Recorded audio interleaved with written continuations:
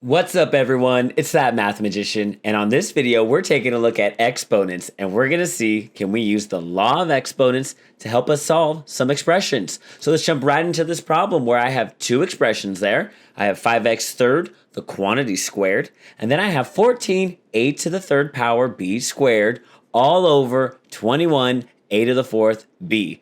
A lot to deal with, right? But thankfully, we know the law of exponents, or hopefully we do. And if you don't, you're going to get a refresher on this video.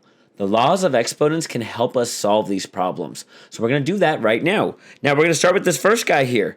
I have this quantity 5x cubed. So I have 5x cubed, and that entire quantity is being squared. What that then means, what I have to do is I have to take that exponent of 2, and I essentially need to distribute it to all of the terms inside of that parentheses. So that 2 will end up going on the 5. So I'll end up with 5 squared, and then I'm going to have to also throw that 2 onto the x cubed term. And I need to make sure that I'm doing it to both pieces, because essentially what this means is I have 5x cubed twice.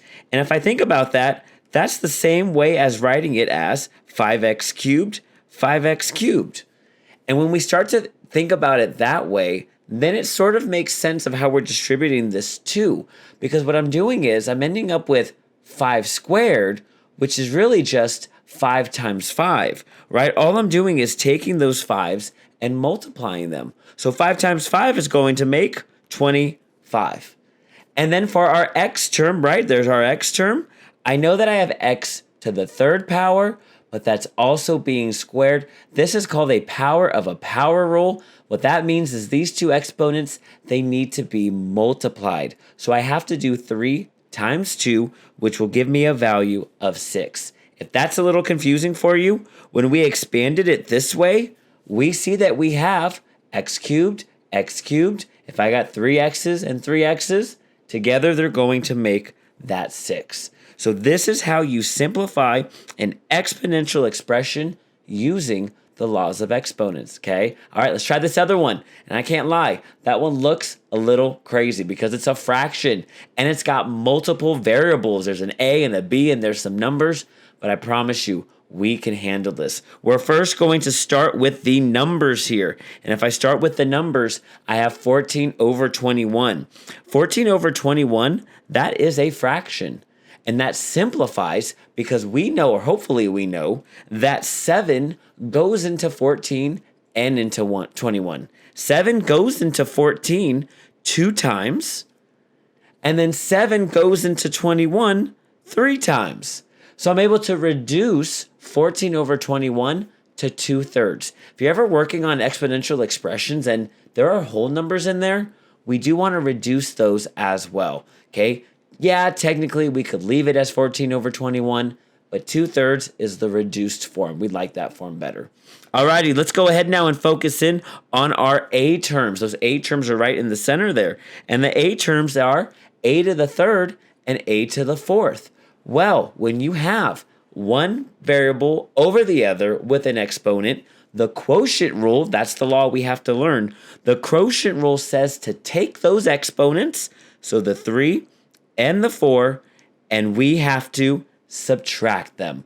That is how we use our quotient rule in order to simplify this exponential expression. I just have to subtract the numerator exponent by the denominator exponent. And 3 minus 4, well, that's going to end up being a to the negative 1. And a to the negative 1 actually means it's going to go on the bottom. So on the bottom, we'll have an a on there because a to the negative 1 is the same thing as 1 over a. Remember, whenever we have a negative exponent, we just flip it. It becomes the reciprocal. And so that a flips and becomes 1 over a to the first power. Alrighty, let's go ahead and try this again now. And I need to pick a different color for my b term.